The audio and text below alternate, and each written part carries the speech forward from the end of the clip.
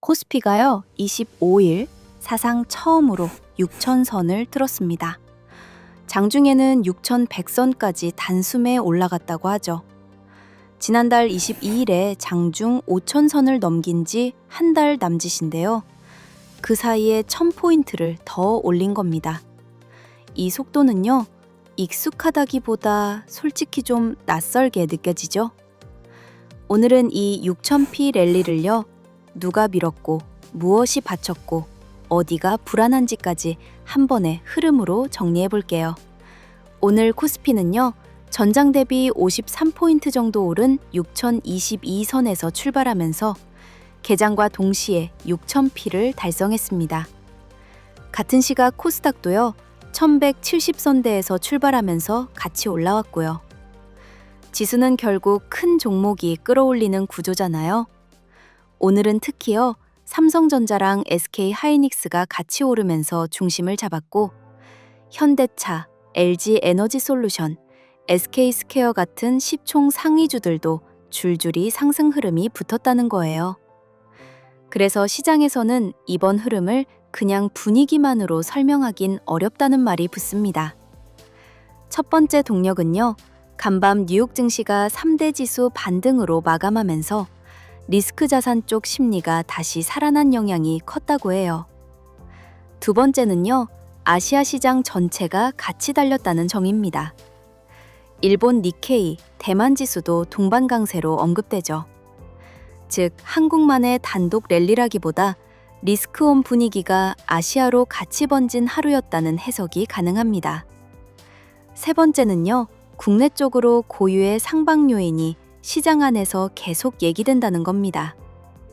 특히 반도체 투톱이 흐름을 주도하고 자동차까지 힘을 보태는 구도가 잡히면요, 지수 레벨이 어느 날 갑자기 한 단계씩 업그레이드 되는 장면이 나옵니다. 지금이 딱 그런 구조로 읽히는 거죠. 여기서 재밌는 포인트가 하나 있어요.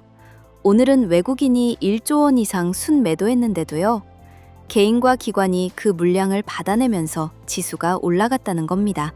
그리고 더 길게 보면요, 최근 며칠 사이에 외국인은 크게 팔았는데 기관과 개인이 대규모로 사면서 버텼다는 수급 데이터가 같이 붙어 있어요. 이 조합이 의미하는 건요, 상승의 모양이 해외 자금 유입만으로 설명되지 않는다는 거예요. 특히 기관 수급을 뜯어보면요, 기관 순매수의 상당 부분이 금융투자에서 잡혔다고 하거든요. 이게 왜 중요하냐면요, 개인이 ETF를 많이 사면 유동성 공급자, 그러니까 LP가 ETF 구성 종목을 시장에서 사들이는 과정이 생깁니다. 그리고 그 과정이 기관 중 금융투자 수급으로 잡히는 구조가 될 수 있어요. 즉, 겉으로 보면 기관이 끌었다인데 안쪽을 보면 개인의 ETF 추격 매수가 동력에 깔려 있을 수 있다는 얘기죠. 그래서 이런 해석이 나옵니다. 기관이 주도한 장처럼 보이지만 실제로는 개인의 지수 추격이 수급 엔진을 돌렸을 수 있다. 여기서 약간 긴장되는 이유도 뚜렷해요.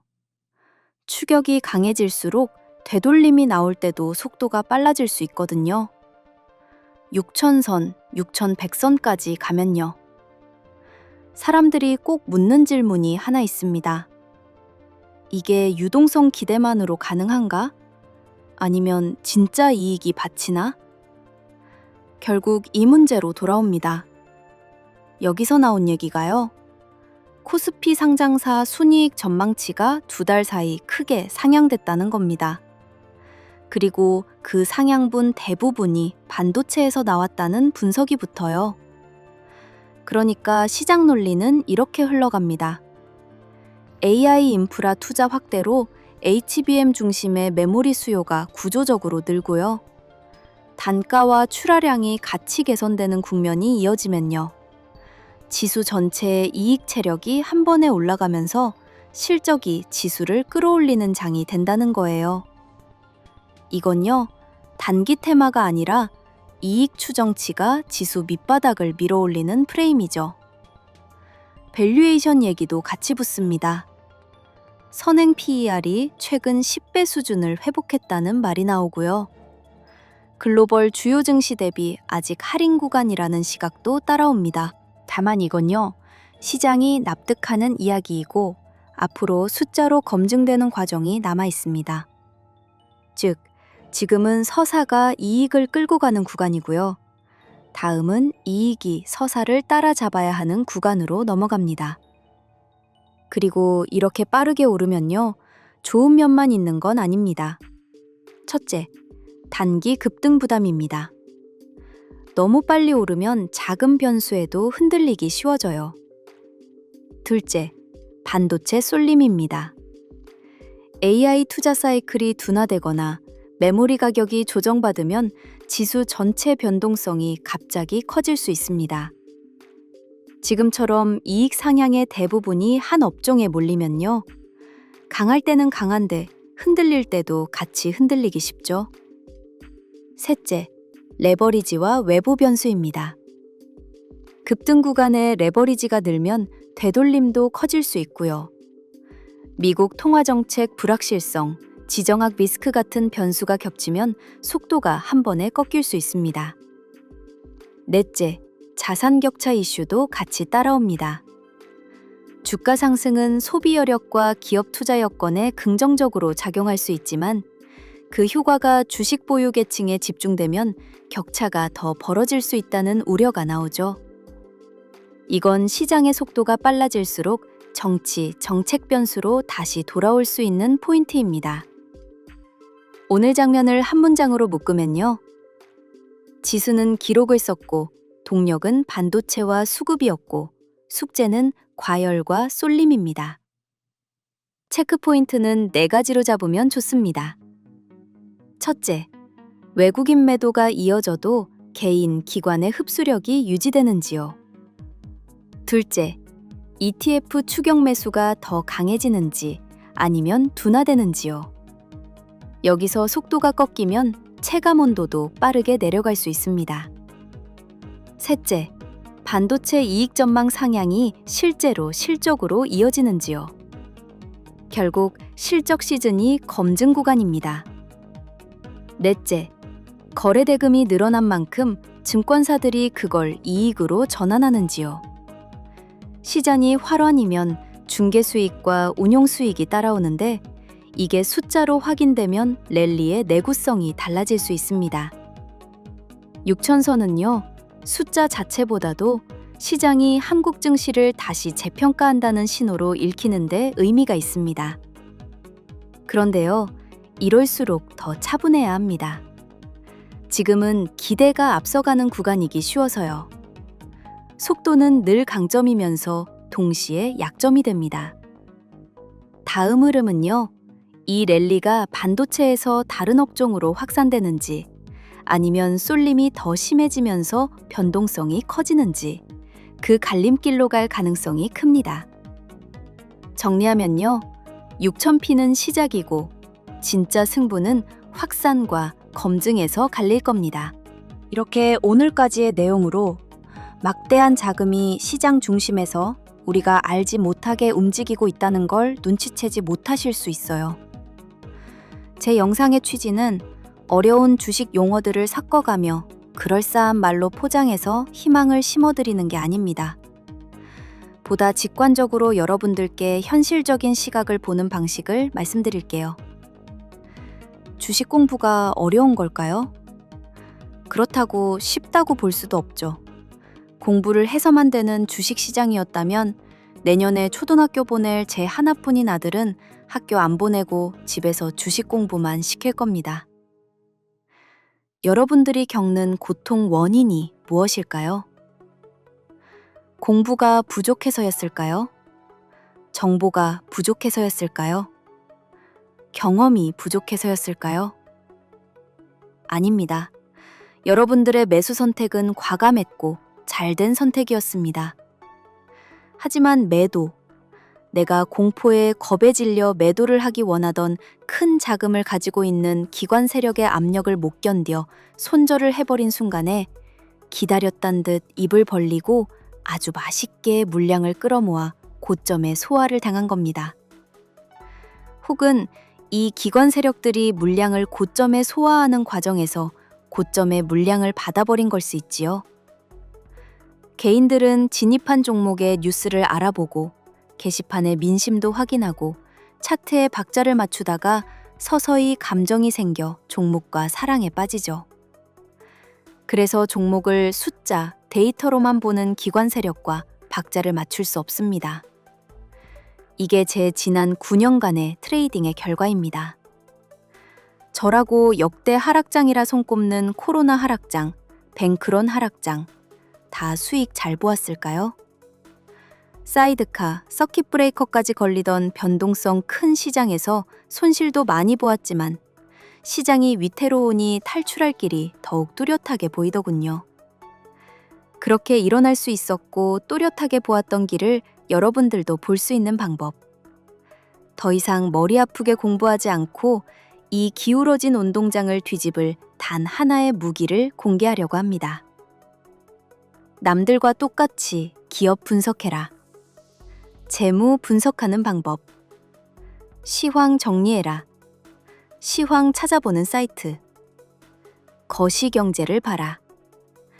그러다 보면 분석법 설명은 너무 좋은데 막상 실전에서 적용하려니 너무 어렵다라는 게 솔직한 구독자님들의 심정이잖아요.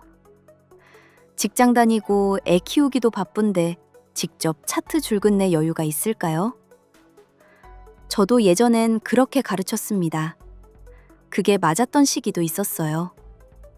그런데 지금 개인 투자 운영하시는 분들은 성격이 이전과 달라요.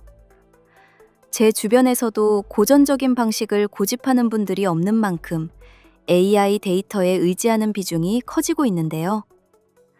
감정을 뺀 데이터에만 충실하게 내 투자 현황을 바라봐주는 비서가 필요하다는 거예요.